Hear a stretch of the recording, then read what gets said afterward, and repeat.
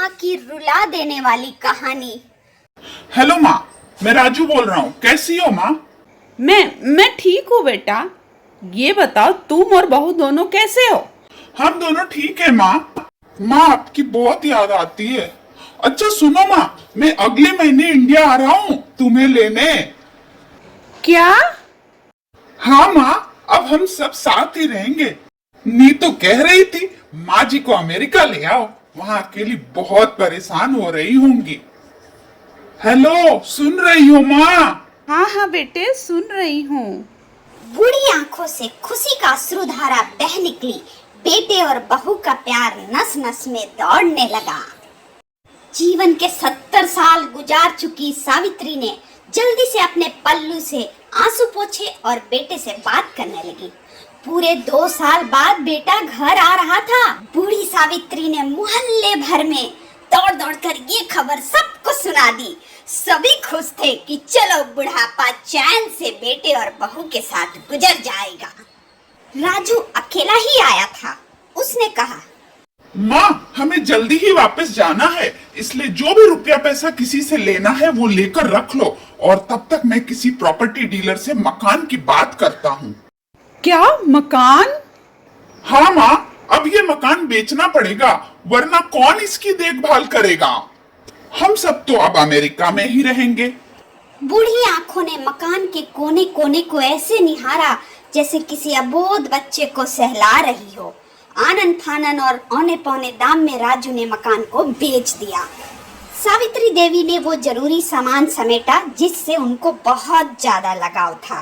Raju taxi मंगवा चुका था और एयरपोर्ट पहुंचकर राजू ने कहा, माँ तुम यहाँ बैठो, मैं अंदर जाकर सामान की जांच और बोर्डिंग और वीजा का काम निपटा लेता हूँ।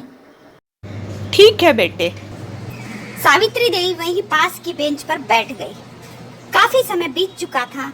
बाहर बैठी सावित्री देवी बार बार उस दरवाजे की तरफ देख रही थी जिसमें राजू गया था, लेकिन अभी तक बाहर नहीं आया।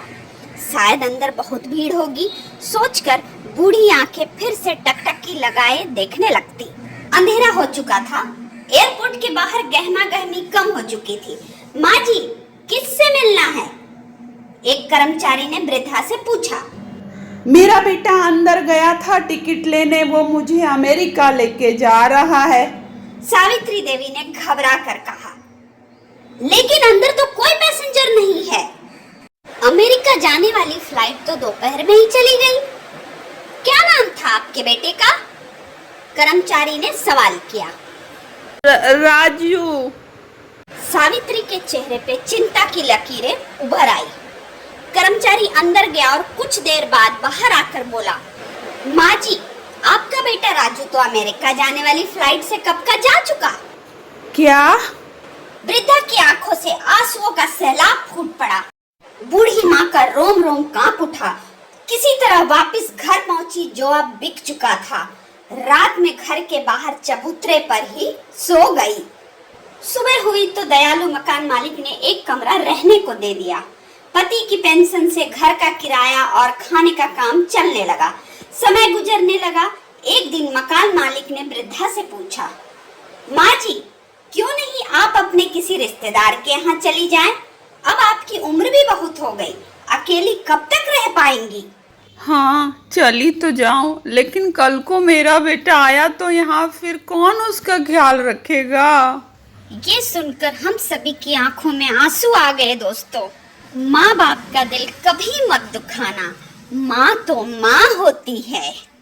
धन्यवाद दोस्तों, माँ को सुनने के लिए। एक लाइक और सब्सक्राइब हमारी माँ के लिए जरूर।